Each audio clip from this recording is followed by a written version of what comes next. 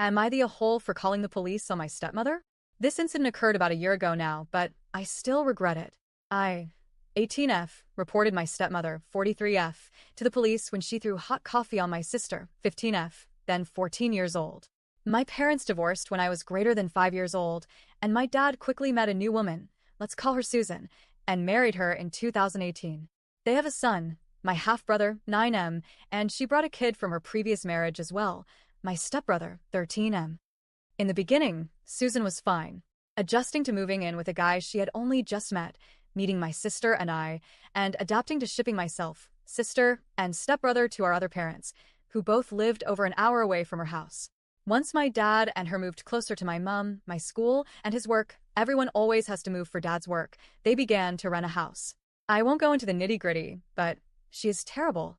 She yells at my sister and I, swears at us and dad, throws things, repeatedly tells us how she wishes my dad never met my mother, and tells my sister and I how bad a person my mom is. Disclaimer, my dad is not perfect. The same yelling and swearing he received is always reciprocated. I believe they would both be happier alone, although I also think every relationship they would have found would end up with their behavior repeating.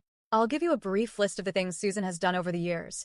Sworn at my sis and I, burn a picture of my mother in front of us, thrown containers and crockery at my sister, looked down my sister's shirt when she saw that she had started wearing training bras and yelled at her about it. Pushed my sister, slammed the door of our room so hard a picture fall on the floor and shattered. Left my sister and I at home for upwards of 2 days alone, while my dad was away, with no to tell us what to eat or when she would be back. We were 9 and 7. Driven away before my sister could properly get out of the car when dropping us at our mom's house, making her jump to get out. She sprained her ankles so badly she couldn't walk. There are more, but most of them repeat themselves. It's been nearly 12 years of this. I was already planning to move out ASAP, and will do so in October this year. But it wasn't really me that she targeted, it was always my sister. I'll out it bluntly. I'm the tougher of us. Especially when we were kids. I was a hardcore tomboy. Took martial arts lessons in school, was more mature, eldest sister syndrome, and didn't learn to hold my tongue until 13-ish. My sister was not this. She is sweet and gentle, was willing to see the best in people, and trusted everyone. She was the easy target. She has changed since then. She's become a lot more pessimistic, talks back more, and flips Susan off daily behind her back. Last year, when I was 17L and my sister was 14, Susan was yelling at us about not taking out the bins. She made some snarky comment, and my sister muttered back something.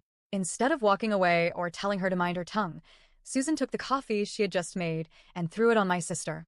She uses instant, so it was 90% water. My sister was wearing a windproof jacket at the time, so her back was mostly saved, although it seeped through the fabric quickly. But the back of her neck, over her ears, the sides of her face, and her hands, she had lifted them to take out the bin bag, were covered in the boiling coffee. I started screaming at Susan because I was furious. My sister took off her jacket and was wiping the coffee off her, but her skin was red. Susan didn't take her to a hospital because she didn't think it was bad enough.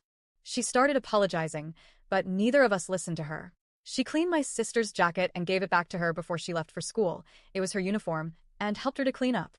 That night she apologized again, and gave my sister a hug. I didn't let her hug me. My anger had simmered all day while at school and had reached its limit. I started thinking about all the things Susan had done over the years, how nothing ever changed, how my dad never did anything meaningful to help, and how my sister at 14 had no legal ability to do anything. I'm not a trusting person.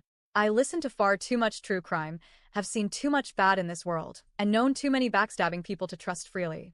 You have to earn it, and once lost, it is gone forever. Due to my fascination with crime, though, I trust the police. They were the power of the law, and capable of helping. Side note. Teachers in Australia have a duty of care for their students.